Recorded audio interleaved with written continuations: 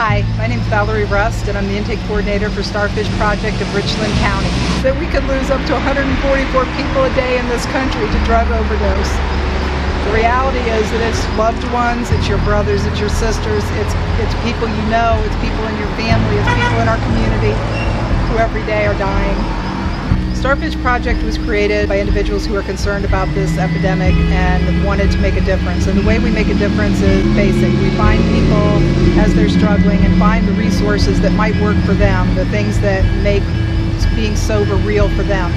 So we work with detox entities, we work with treatment centers, we work with inpatient and outpatient possibilities, and then we provide scholarships for faith-based residential treatment programming. It's important to humanize the issue because these are real people. These aren't projects. These are people who have lives, people who have families, people who have children.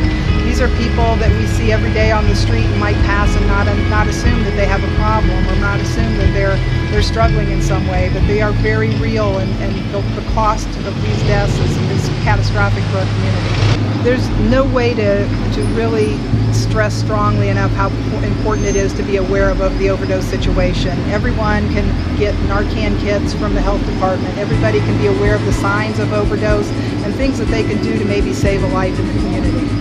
The vigil that we're having on August 31st is for International Overdose Awareness Day, and that vigil is critical for families who have lost a loved one because they need to have permission to move forward in their lives while still honoring those that they've lost.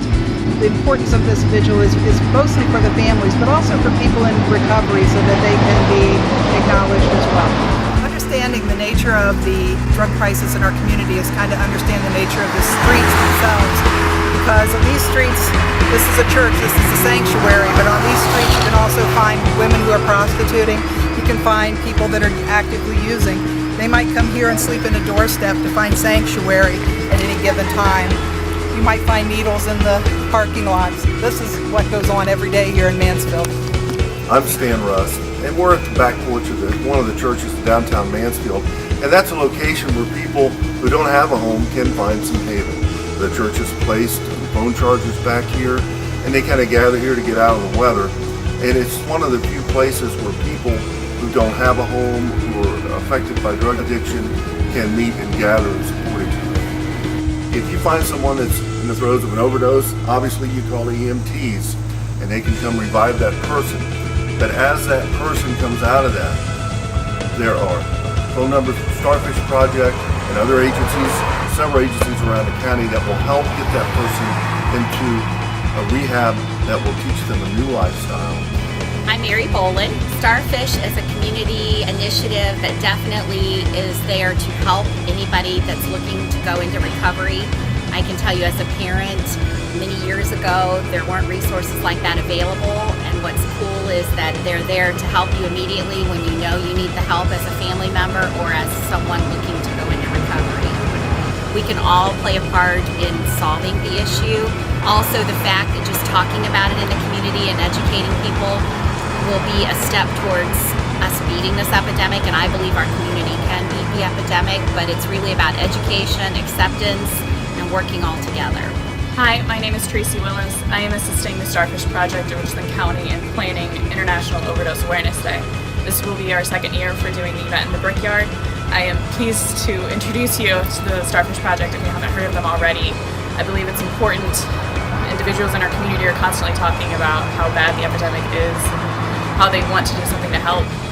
I hope this is the opportunity to get involved, donate, and help somebody second chance. The reason that this is important to me and how I've been impacted by the epidemic is I was 17 and my brother passed away from a drug overdose. He was 23 at the time and I'm 23 to date. And I never saw it coming and nobody ever did. And I think that's the scary thing about the situation. I think it's more close to home than a lot of people tend to like to think it is. From my perspective, if they're not reaching out for these programs, this is reality. This is where they come to with the drug addiction and awareness. This is the final stage. If the drug treatment programs aren't working and they're not reaching out, this is the final stage. This is the reality portion, the death side. I started becoming involved with Starfish about a year and a half ago. And part of that was in 2016, we broke a record in Richland County with the drug deaths overdose that we had here. We were seeing the carfentanil, and it was just taking so many lives. My portion of with Starfish was trying to reach out to the families from the addicts who passed because of the devastation that and the toll that it had taken on the families with the addiction. And then trying to reach out with Starfish to see if they would receive help with treatment. I mean, there's a dozen or so treatment programs out there, and they're people. And we have to acknowledge, just because they're an addict doesn't mean they're not people.